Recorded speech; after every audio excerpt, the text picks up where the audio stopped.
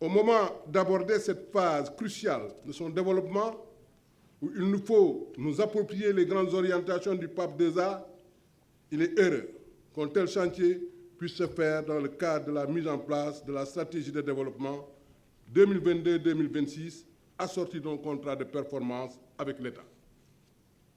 En effet, notre stratégie de développement urbain sera ancrée dans l'unique référentiel de la politique économique qu'est le PSE. C'est ainsi que nous pourrons faire de Diamniadio et du Lac Rose les réceptacles des grands projets du pape II-A, particulièrement ceux du secteur privé, que nous devons convaincre et davantage investir dans nos pôles pour corriger cet effet d'éviction constaté dans la plupart des économies africaines. Il traduit notamment la baisse de l'investissement privé engendrée par la hausse des dépenses publiques. Autrement dit, lorsque l'activité économique du secteur public commence à supplanter graduellement l'activité économique du secteur privé. C'est dangereux. Alors, nous, on veut rectifier. Beaucoup d'injections de privé pour que la croissance soit inclusive et durable. C'est ça l'importance. Donc, investir dans le pôle du Lac Rose, auquel le cadre naturel des Niayes apporte un important potentiel hydrique et horticole dont nous devons à la fois préserver le poids et favoriser la croissance à la faveur des nouvelles options de souveraineté alimentaire et de promotion du tourisme local. Investir dans le pôle qui offre déjà un cadre idéal pour l'innovation et le développement des services numériques et les plateformes industrielles, logistiques, agropoles par exemple. À mon tour, je lance un appel au privé national à occuper par l'investissement et l'audace toute la place qui lui sied naturellement dans la mise en œuvre des projets du renouveau urbain portés par le PSE. La terre de Diamniadio et à ceux qui la travaillent dans la perspective de modernité et d'émergence que nous portons pour ce pôle. Cette terre est disponible. Donc, à vos projets, j'allais dire, à vos marques. C'est ainsi que s'exprimait le président Macky Sall lors du lancement des projets de seconde génération à Diamniadio. Madame, Messieurs, chers collaborateurs, si les textes qui ont présidé à la création de la DGPU n'ont pas suffisamment établi les options de développement durable et de résilience au changement climatique, Monsieur le Président de la République, Macky Sall, pour sa part, a maintes fois exprimé sa vision de nos villes. Déjà, le 9 mai 2016, lors du lancement des travaux des projets du pôle urbain de Diamniadio, il disait que Diamniadio allait être construit sur le concept de ville verte avec des exigences de développement durable, de respect de l'environnement, d'un système d'assainissement performant et de traitement des déchets, de promotion des énergies renouvelables.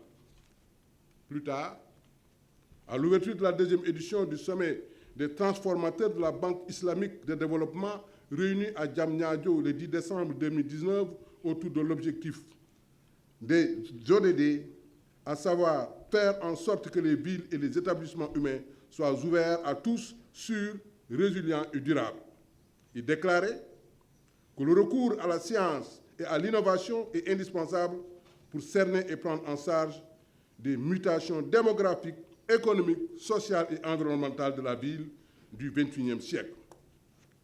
Pour être résiliente et durable, la ville d'aujourd'hui doit être conçue et remodelée de façon à faciliter la mobilité, promouvoir l'énergie propre, proposer un système viable d'assainissement et de traitement des déchets, prévoir un mécanisme moderne de sécurité publique et favoriser des constructions écologiquement rationnelles. C'est vous dire que notre tâche est certes complexe et notre chemin parsemé de pièges, d'obstacles, d'embûches et de choses-trappes est un peu long, mais nous y arriverons, oui, pour construire des villes durables, connectées socialement et fonctionnellement mixtes. C'est là notre défi. Il s'agira alors, tout à l'heure, de dévoiler la stratégie, d'en dessiner les contours avant terme. C'est à cela que j'engage toute la DGPU, depuis le secrétaire général jusqu'à nos vaillants agents de service. Aucun effort ne sera vain.